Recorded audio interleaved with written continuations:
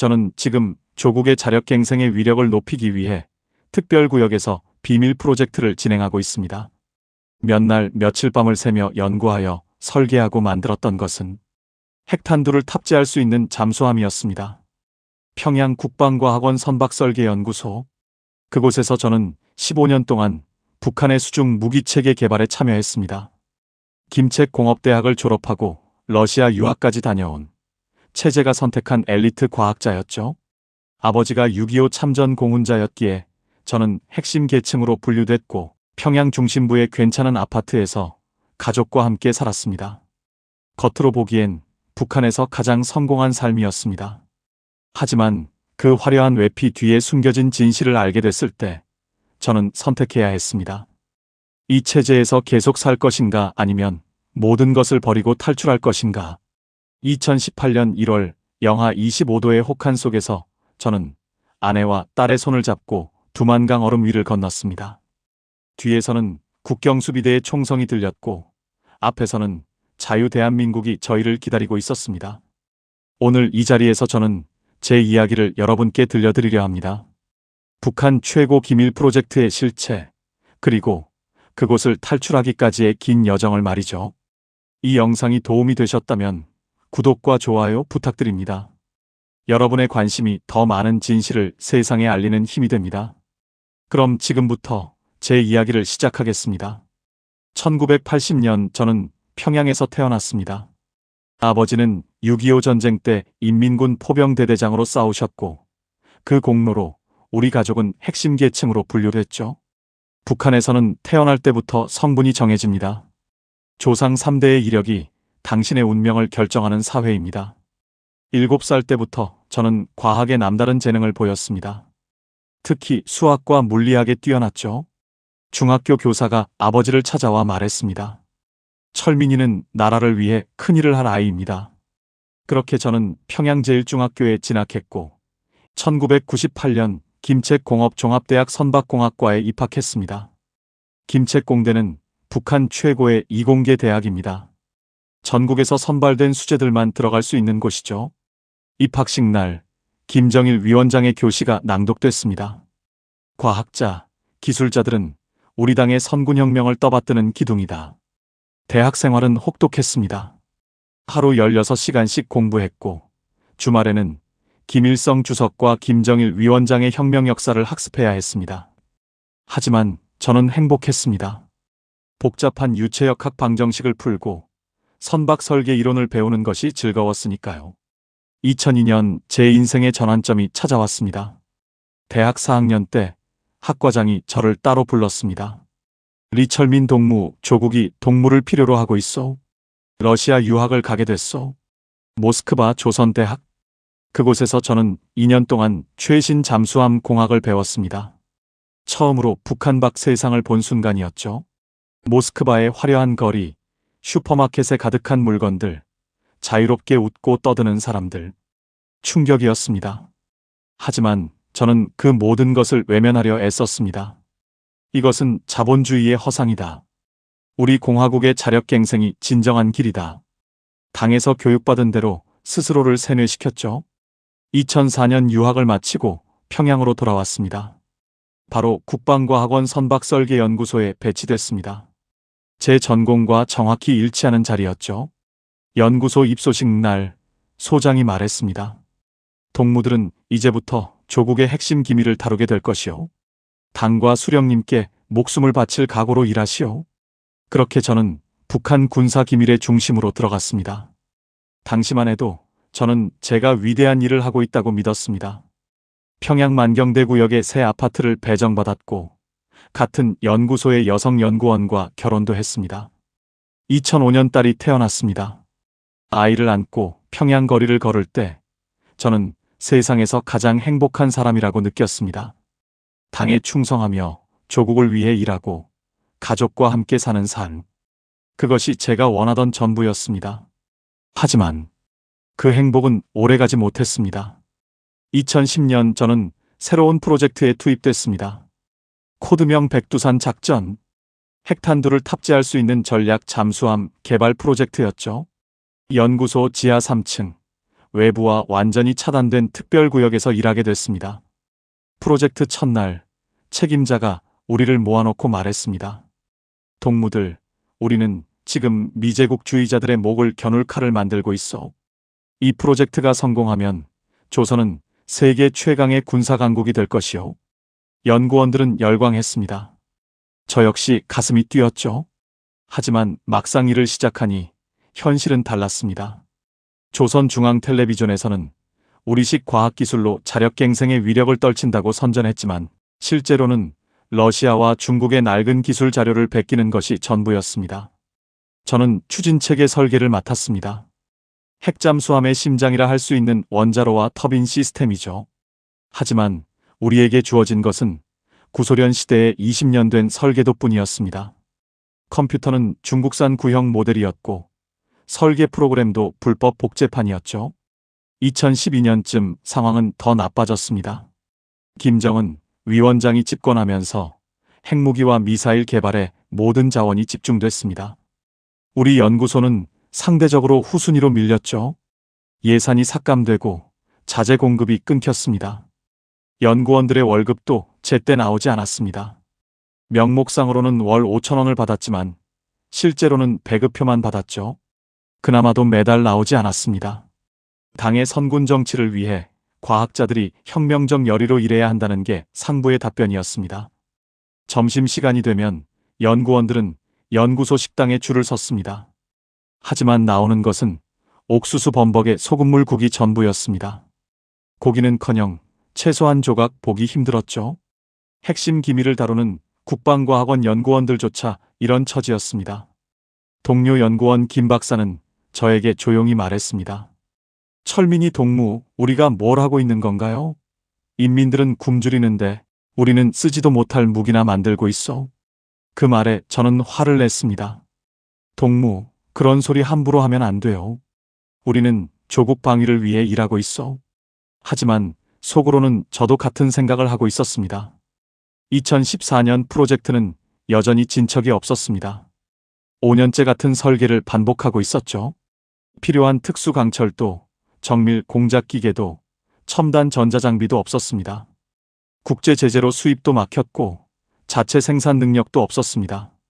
어느 날 저는 깨달았습니다. 이 프로젝트는 처음부터 실현 불가능한 것이었다는 걸. 단지 김정은 위원장에게 보고하기 위한 실적용 종이 위의 계획에 불과했다는 것을 말이죠. 그날 밤 집에 돌아와 거울을 봤습니다. 40대 중반의 나이에 머리는 반쯤 휘어졌고 얼굴은 누렇게 떴습니다. 영양실조의 증상이었죠. 내가 지금 무엇을 하고 있는가? 처음으로 그런 의문이 들었습니다. 하지만 아직 저는 체제를 의심하지 않았습니다. 단지 우리 연구소가 운이 없구나 정도로만 생각했죠. 진짜 각성은 그로부터 2년 뒤에 찾아왔습니다. 2016년 1월 북한은 네 번째 핵실험을 강행했습니다. 조선중앙텔레비전은 연일 수소탄 시험 성공을 자축했고 김정은 위원장은 핵강국의 지위에 올랐다고 선언했습니다. 하지만 그 대가는 혹독했습니다. 유엔 안보리는 역대 최강의 대북 제재 결의안을 통과시켰죠. 북한으로 들어오는 모든 물자가 차단됐습니다. 석유도, 식량도, 의약품도 들어오지 않았습니다. 그해 3월부터 연구소 배급이 완전히 끊겼습니다. 당의 선군혁명을 위해 과학자들이 자력으로 생활을 해결하라는 지시가 내려왔죠. 자력으로 해결하라니. 연구소에 하루 15시간씩 묶여있는 우리가 무엇을 어떻게 하라는 건지 이해할 수 없었습니다. 동료들은 하나둘씩 집에서 가져온 옥수수 범벅으로 끼니를 때웠습니다. 어떤 이는 도토리를 주워다 가루를 내서 먹었고 어떤 이는 아예 점심을 거르고 일했습니다. 저는 그나마 처지가 나았습니다. 아내도 같은 연구소에서 일했고 시장에서 장사하는 처제가 가끔 식량을 보내줬으니까요. 하지만 대부분의 동료들은 그렇지 못했습니다. 박영수 박사, 저보다 5살 위였던 선배 연구원이었습니다. 함경북도 출신으로 김책공대를 수석으로 졸업한 수재였죠. 유체역학 분야에서는 연구소 최고의 전문가였습니다. 박 박사에게는 어린 자녀가 셋 있었습니다. 부인은 몸이 약해 일을 못했고 가족 6명을 그 혼자 먹여 살려야 했습니다. 제재가 시작된 후 박 박사는 눈에 띄게 야위어 갔습니다. 박 박사, 좀 드시오. 제가 옥수수떡을 권하면 그는 손사래를 쳤습니다. 괜찮소. 철민이 동무. 집에서 먹고 왔소. 하지만 그의 두 손은 떨리고 있었고 걸음걸이는 휘청거렸습니다. 2016년 9월 23일. 그날을 저는 평생 잊을 수 없습니다. 오후 3시쯤 연구실에서 둔탁한 소리가 들렸습니다. 뛰어가 보니 박 박사가 책상 옆에 쓰러져 있었습니다. 박 박사, 박 박사. 제가 그를 흔들었지만 반응이 없었습니다. 우리는 그를 연구소 의무실로 옮겼습니다. 하지만 의사는 고개를 저었습니다. 이미 늦었습니다. 급성 영양실조로 인한 심장마비입니다. 박영수 박사, 향년 48세. 김책공대 수석 졸업, 국방과학원 선임연구사.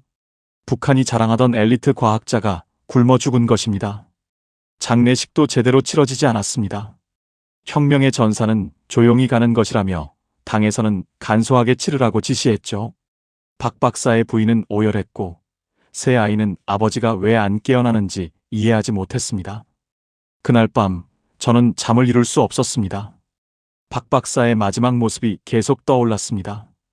뼈만 앙상하게 남은 몸, 움푹 꺼진 눈, 피골이 상접한 얼굴. 저는 딸의 방으로 갔습니다. 11살이던 딸아이는 곤히 잠들어 있었습니다. 창백한 얼굴, 가는 팔다리. 아이도 제대로 먹지 못해 또래보다 왜소했습니다. 그 순간 저는 깨달았습니다.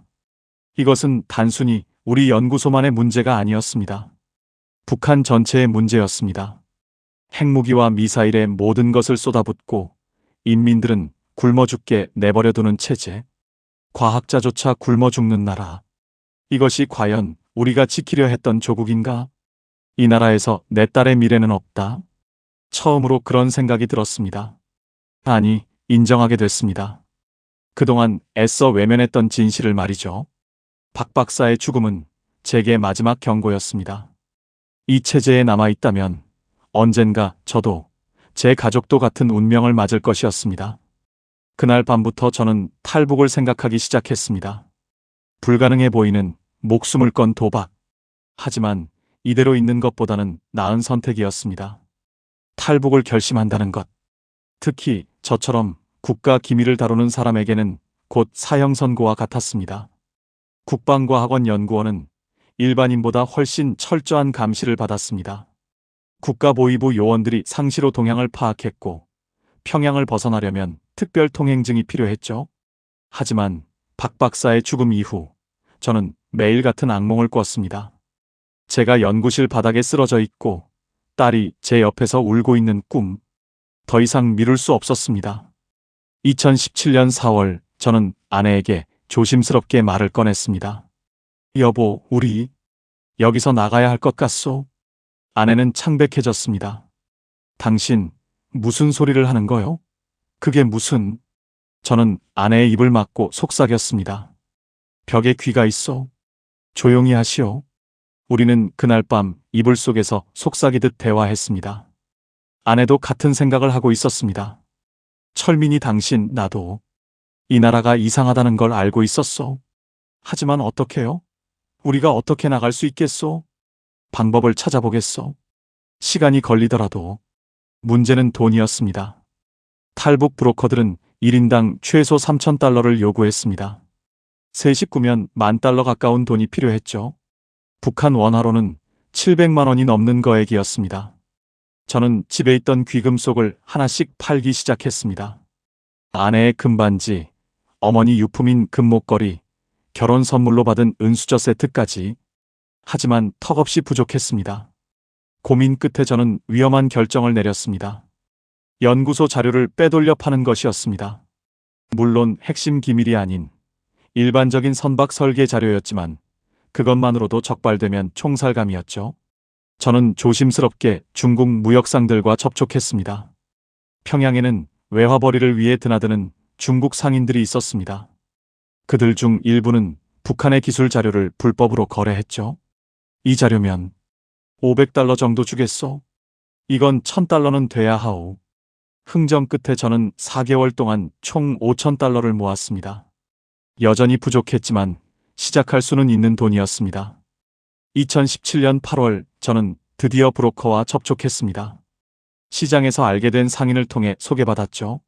평양 외곽의 허름한 식당에서 만났습니다. 국방과학원 연구원이라고? 위험한 건데. 브로커는 난색을 표했습니다. 당신 같은 사람은 보위부가 24시간 감시하지 않소? 실패하면 우리도 죽소. 저는 무릎을 꿇었습니다. 제발 도와주시오. 제 딸을 살려야 하오. 돈은 더 마련하겠소? 브로커는 한참을 고민하더니 말했습니다. 1인당 4000달러. 총 12000달러요. 그리고 탈출 날짜는 우리가 정하오. 준비되면 연락하겠소? 그 후 4개월간 저는 미친 듯이 돈을 모았습니다. 집에 있던 모든 물건을 팔았습니다. 텔레비전, 냉장고, 자전거까지. 아내도 몰래 옷가지를 시장에 내다 팔았죠. 2017년 12월 드디어 브로커에게서 연락이 왔습니다. 다음 달 중순. 정확한 날짜는 일주일 전에 알려주겠소. 2018년 1월 7일 브로커가 쪽지를 전했습니다. 1월 15일 새벽 2시. 장소는 당일 알려주겠소. 짐은 배낭 하나씩만. 그리고 그는 제 눈을 똑바로 보며 말했습니다. 각오는 하시오. 성공률은 50%도 안 돼요. 저는 그날 밤 딸을 불렀습니다. 12살 딸아이는 아무것도 모른 채 순진하게 웃고 있었습니다. 아빠가 너를 좋은 곳으로 데려가 줄게. 좋은 곳? 어디요, 아빠? 그건 가서 알게 될 거야. 딸아이는 고개를 갸우뚱했지만 더 묻지 않았습니다. 그저 아빠를 믿는다는 눈빛이었죠. 탈출 전날 밤 저는 잠을 이룰 수 없었습니다. 창밖으로 평양의 야경이 보였습니다. 20년을 살았던 도시, 제가 태어나고 자란 곳, 내일이면 다시는 볼 수 없을지도 모르는 풍경이었습니다. 아내가 제 손을 꼭 잡았습니다. 당신 후회 없소? 저는 고개를 저었습니다. 후회는 없소. 이제 우리 딸에게 미래를 줘야 하오. 2018년 1월 15일 새벽 1시 우리 가족은 아무도 모르게 집을 나섰습니다. 배낭 하나씩만 들고 뒤도 돌아보지 않고 걸었습니다. 목숨을 건 도주가 시작됐습니다. 새벽 2시 브로커가 지정한 장소는 함경북도 온성군의 한 민가였습니다. 평양에서 기차로 15시간을 달려온 우리는 녹초가 되어 있었습니다. 하지만 긴장감 때문에 피로는 느껴지지 않았죠. 조용히 하시오. 여기서 3km만 가면 두만강이요. 브로커는 낮은 목소리로 말했습니다. 오늘 밤 기온은 영하 25도. 강은 완전히 얼어 있을 거요. 하지만 그만큼 수비대 경계도 삼엄하오. 우리는 4명이었습니다. 저희 가족 셋과 브로커 1명. 브로커는 앞장서서 어둠 속을 걸었고 우리는 뒤를 따랐습니다. 딸아이는 아내의 손을 꼭 잡고 있었고 저는 배낭을 단단히 메고 주변을 경계했습니다. 1월의 함경북도는 상상을 초월하는 추위였습니다. 코털이 얼어붙고 숨을 쉴 때마다 폐가 찢어지는 것 같았죠. 딸아이는 떨고 있었지만 소리 하나 내지 않았습니다. 1시간쯤 걸었을까요? 브로커가 손을 들어 우리를 멈춰 세웠습니다. 여기서부터는 기어가야 하오. 저 언덕 너머에 초소가 있어. 우리는 엎드려 기어갔습니다. 눈 덮인 땅은 얼어붙어 있었고 손과 무릎이 저려왔습니다. 100m를 기어간 후에야 브로커가 다시 일어서라고 했습니다. 저기가 강이요. 브로커가 가리킨 곳에 하얗게 얼어붙은 두만강이 펼쳐져 있었습니다. 폭이 약 300m쯤 되어 보였죠. 강 건너편은 중국 땅이었습니다. 지금부터 가장 위험하오. 수비대가 강변을 순찰하고 있어. 제 신호에 맞춰 뛰시오. 총소리가 들려도 절대 멈추지 마시오. 이해했소? 저는 고개를 끄덕였습니다. 아내는 딸을 꼭 안았고 딸아이는 두려움에 떨고 있었습니다. 지금 브로커의 신호와 함께 우리는 강으로 뛰어내렸습니다. 얼음 위는 미끄러웠고 차가운 바람이 얼굴을 때렸습니다. 저는 딸의 손을 잡고 있는 힘을 다해 달렸습니다. 50m, 100m, 150m. 거기 서라. 서지 않으면 쏜다. 뒤에서 북한 수비대의 고함 소리가 들렸습니다. 하지만 우리는 멈추지 않았습니다. 브로커의 말대로 달렸습니다. 탈북자다. 사격 개시. 탕, 탕, 탕. 총알이 우리 주변의 얼음을 때렸습니다. 제 옆으로 얼음 파편이 튀었고 딸아이가 비명을 질렀습니다. 소리내지 마. 계속 뛰어. 저는 딸을 안아들고 전력으로 달렸습니다. 아내도 뒤따라왔고 브로커가 앞장섰습니다. 200m, 250m. 총소리는 계속됐지만 운 좋게도 맞지 않았습니다. 어둠과 거리가 우리를 보호해줬죠. 300m. 드디어 강 건너편에 도착했습니다. 중국 땅이었습니다. 저는 얼음에서 벗어나 눈 덮인 땅에 발을 디뎠습니다. 그 순간 무릎이 꺾였고 저는 땅에 주저앉았습니다. 아내도 옆에 쓰러졌고 딸아이는 울음을 터뜨렸습니다. 해냈소? 해냈어? 브로커도 거친 숨을 몰아쉬며 말했습니다. 저는 뒤를 돌아봤습니다. 강 건너편에서 북한 수비대의 손전등 불빛이 이리저리 움직이고 있었습니다. 저들은 우리를 쫓아오지 못했습니다. 국경을 넘을 수 없었으니까요. 우리가 나왔어? 북한에서 나왔어? 저는 아내와 딸을 껴안으며 중얼거렸습니다. 하지만 안도감은 오래가지 않았습니다. 브로커가 우리를 재촉했습니다. 아직 안전하지 않소? 중국 공안이 순찰 돌고 있소? 빨리 움직여야 하오. 우리는 다시 일어나 걸었습니다. 중국 땅, 하지만 여전히 위험한 곳이었습니다. 중국은 탈북자를 발견하면 북한으로 강제 북송시켰습니다. 다시 잡히면 우리는 정치범 수용소로 보내질 게 뻔했죠. 1시간을 더 걸어 우리는 조선족 마을의 한 집에 도착했습니다. 브로커가 문을 두드리자 50대쯤 되어 보이는 조선족 아주머니가 문을 열었습니다. 들어오시오. 빨리.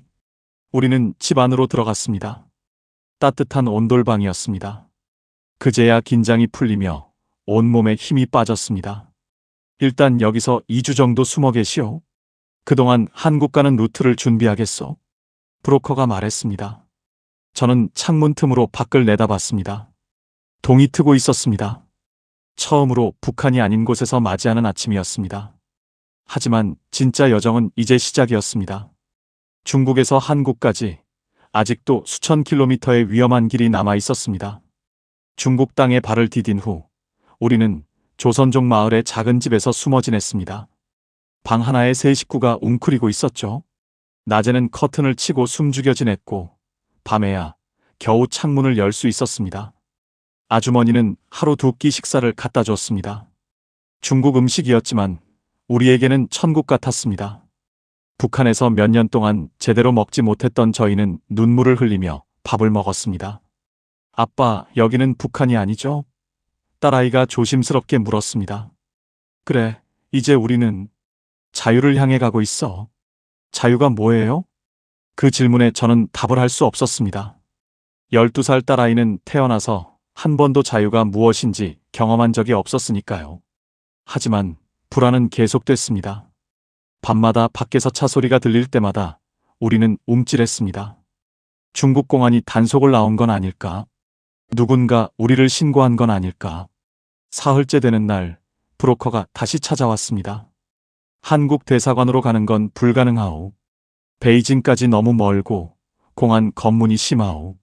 대신 동남아시아를 경유하는 루트로 가겠소? 동남아시아요? 그렇소. 중국에서 라오스로 넘어간 뒤 거기서 태국으로 가는 거요. 태국에는 한국 대사관이 있고 거기서 보호를 요청하면 한국으로 갈 수 있어. 하지만 그 루트에도 문제가 있었습니다. 추가 비용이 필요했던 것입니다. 1인당 2,000달러가 더 필요하오. 총 6,000달러요. 브로커의 말에 저는 망연자실했습니다. 우리에게 남은 돈은 1,000달러도 안 됐습니다. 돈이 없어. 이미 다 썼어. 브로커는 한참을 생각하더니 말했습니다. 당신이 가진 정보를 팔 수 있어. 북한 군사 기밀 말이오. 저는 고개를 저었습니다. 그건 할 수 없어. 설령 탈북했다 해도 그건 배신이요. 배신? 브로커가 비웃었습니다. 당신을 굶겨 죽이려던 나라에 대한 충성이 아직도 남아있어? 저는 오랫동안 고민했습니다. 그리고 결국 선택했습니다. 알겠소? 하지만 핵심 기밀은 안 돼요. 일반적인 군사 정보만 주겠소? 브로커는 중국의 정보거래상과 저를 연결시켜 줬습니다. 저는 북한 잠수함 기지의 위치, 연구소 조직 구조, 과학자들의 처우 같은 비기밀 정보를 넘겼습니다. 그 대가로 6,000달러를 받았죠. 2주 후, 우리는 중국 남부로 이동했습니다. 화물 트럭 짐칸에 숨어서 이틀 밤낮을 달렸습니다. 좁고 답답한 공간에서 딸아이는 계속 기침을 했고, 아내는 불안에 떨었습니다. 윈난성 국경지역. 그곳에서 우리는 다른 탈북자, 가족들과 합류했습니다. 모두 10명이 함께 라오스 국경을 넘기로 했죠. 여기서부터는 산길을 걸어서 가야 하오. 사흘 정도 걸릴 거요. 새로운 브로커가 말했습니다. 2018년 3월 우리는 중국과 라오스 국경의 산길을 걸었습니다. 가파른 산길, 미끄러운 흙길, 질퍽한 개울을 건너며 나아갔습니다. 딸아이는 지쳐서 자주 주저앉았고 저는 아이를 업고 걸었습니다. 사흘 만에 우리는 라오스 땅에 도착했습니다. 다시 한 달을 숨어 지내다가 태국 국경으로 향했습니다. 태국에 들어서자 브로커가 말했습니다. 이제부터는 스스로 해야 하오. 방콕 한국 대사관으로 가시오. 거기서 보호를 요청하면 됩니다. 2018년 5월 12일 우리는 방콕 한국 대사관 앞에 섰습니다. 6개월간의 긴 여정 끝이었습니다. 저는 떨리는 손으로 대사관 문을 두드렸습니다. 경비원이 나왔고 저는 한국말로 말했습니다. 저희는 북한에서 온 탈북자입니다. 보호를 요청합니다. 경비원은 잠시 놀란 표정을 짓더니 안으로 안내했습니다. 사무실에서 영사가 우리를 맞이했습니다. 어서 오세요. 힘드셨죠? 이제 안전합니다. 그 말을 듣는 순간 저는 그 자리에서 무너져 내렸습니다. 긴장이 풀리며 눈물이 쏟아졌습니다. 아내도 딸도 함께 울었습니다. 사흘 후 우리는 태국 입국관리소에서 임시 체류 허가를 받았습니다. 한국 정부가 우리를 대한민국 국민으로 인정한다는 확인서를 받았죠. 이제 비행기로 한국에 가실 수 있습니다. 2018년 5월 25일 우리는 인천행 비행기에 몸을 실었습니다. 생전 처음 타보는 비행기였습니다. 창밖으로 구름이 보였습니다. 그 위로 햇살이 쏟아지고 있었습니다. 딸아이가 신기한 듯 창밖을 바라보며 말했습니다. 아빠, 저기 정말 하늘 위에 있는 거예요? 그래. 우리는 지금 하늘을 날고 있어. 자유를 향해서. 비행기가 인천공항 활주로에 착륙했습니다. 바퀴가 땅에 닿는 순간 기내에서 박수 소리가 터져 나왔습니다. 우리뿐만 아니라 다른 승객들도 무사 도착을 축하하고 있었죠. 하지만 저에게 그 박수는 다른 의미였습니다. 단순한 비행의 끝이 아닌 새로운 인생의 시작을 알리는 소리였습니다. 승객 여러분, 대한민국 인천국제공항에 도착했습니다. 기내 방송이 흘러나왔을 때 저는 눈물을 참을 수 없었습니다. 대한민국, 자유 대한민국 같은 언어를 쓰지만 완전히 다른 세상. 비행기에서 내려 입국장으로 향했습니다. 다른 승객들은 가족들이 마중 나온 곳으로 향했지만 우리는 따로 안내를 받았습니다. 통일부 직원들이 우리를 기다리고 있었습니다. 환영합니다. 먼 길 오시느라 고생 많으셨습니다. 그들은 우리를 조사시설로 안내했습니다.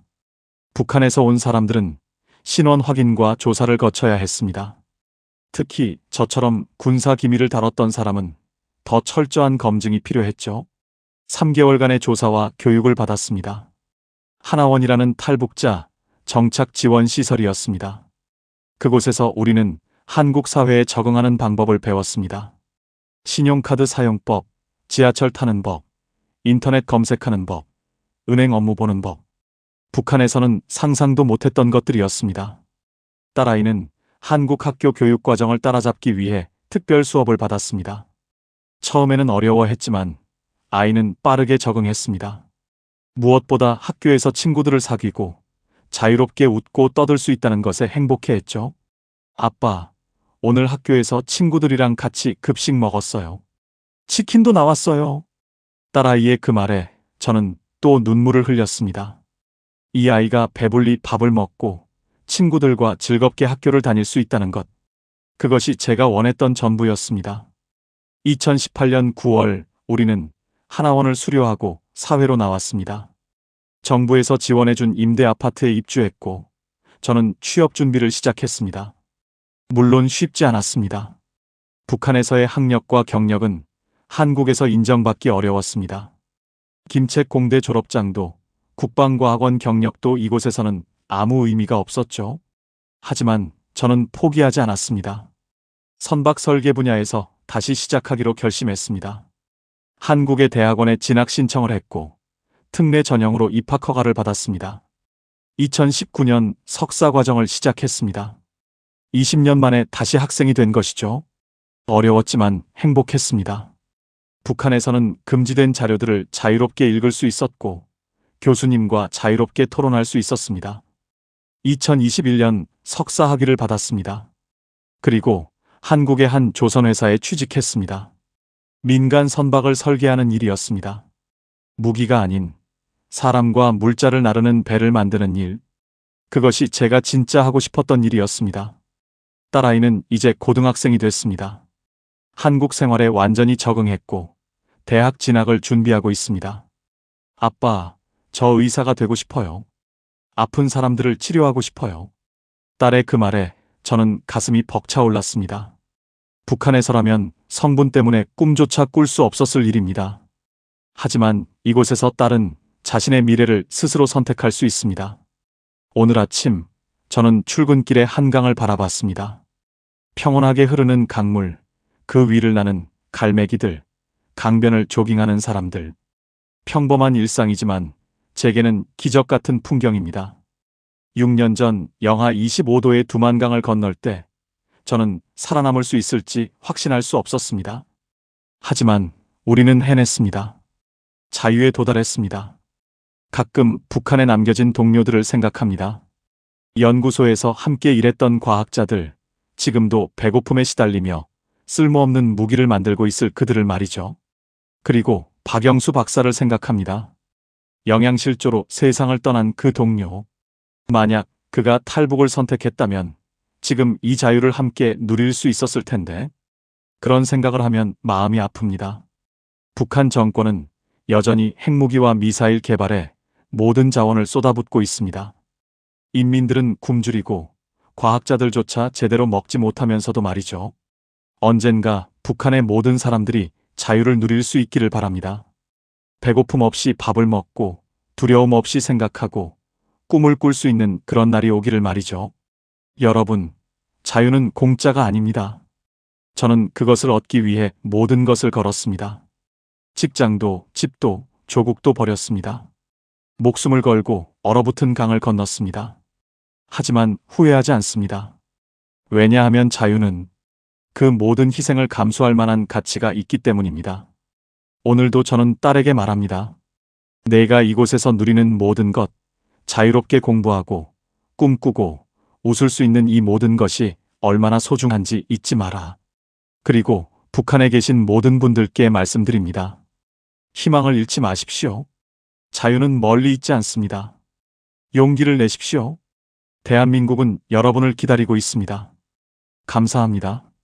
이 이야기는 실제 탈북자들의 증언을 바탕으로 재구성되었습니다. 북한 인권 개선과 탈북자, 정착 지원에 관심을 가져주세요.